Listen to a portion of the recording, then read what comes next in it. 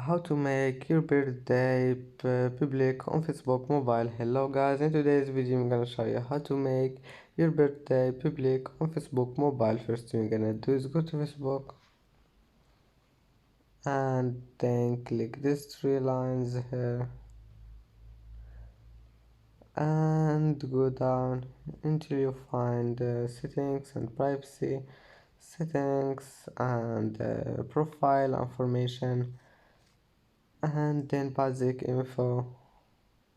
Click edit here and then just go to your birthday and click on this one and make it public and click save. And that's it for today's video. Don't forget like and subscribe, and see you in the next video.